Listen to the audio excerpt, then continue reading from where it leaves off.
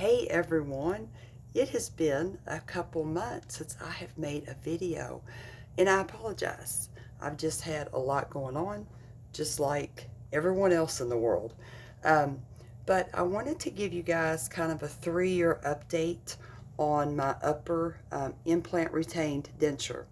Now I know I did an update a few videos back, but I've had some changes happen since that video, so I kind of want to let you guys know what's happened.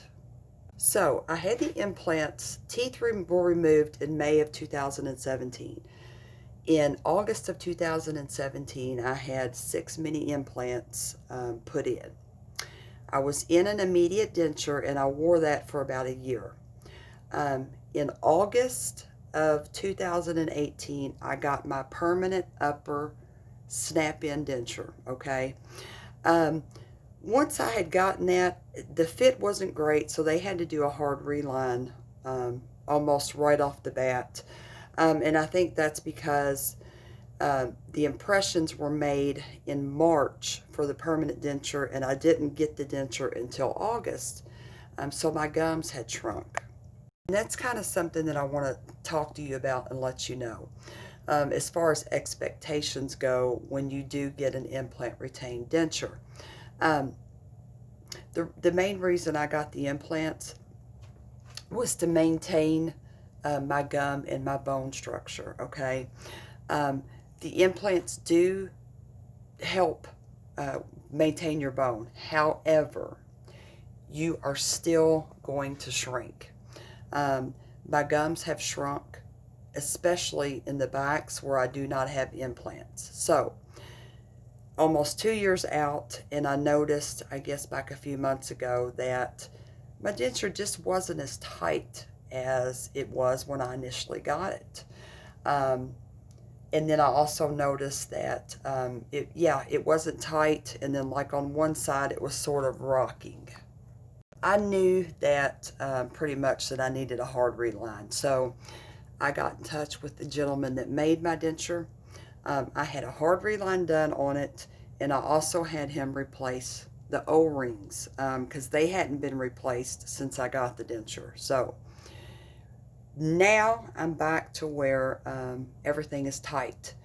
Now, when the denture was kind of loose, like before the reline and before I had the O-rings changed, I was still eating. It's not that the thing was coming out. It just wasn't as tight as it was when I initially got it. But now that I've had the reline and I've gotten the O-rings changed, I'm back to where it's fitting tight like it was when I first got it. One of the main things I want to let you know is that set me back $500. I'm thankful that I have been trying to save money to have my lowers done still. So I had some savings to where I could draw that out to have the upper fixed. Okay, I'm still on the fence about when to have these lowers extracted. I don't have the amount of money saved that I want to have before I go in for a consultation. I have had 2 consultations scheduled and have missed the appointments. Just going to be honest. I think one of the big reasons is when I did have the upper relined and the O-rings changed, the dentist that I saw there, he told me, just like every other dentist and every other person, hang on to those lowers as long as you can. Well, right now, the lowers are bad, yes. Aesthetically, they're terrible looking. When I smile or talk, you can't really see them, and they're not bothering me. So I've kind of just been continuing to put it off. Also, let's talk about the elephant in the room, I guess. Yes, I have lost about 20 pounds, I think, since I did my last video. Not trying to lose weight. It's all stress and anxiety related. Unfortunately, I mean, it didn't hurt me to lose the weight, but not eating is not a good way. But I hope you guys have a wonderful Sunday, rest of your weekend. I hope you have a great week. I am always here if anyone needs anything or has any questions.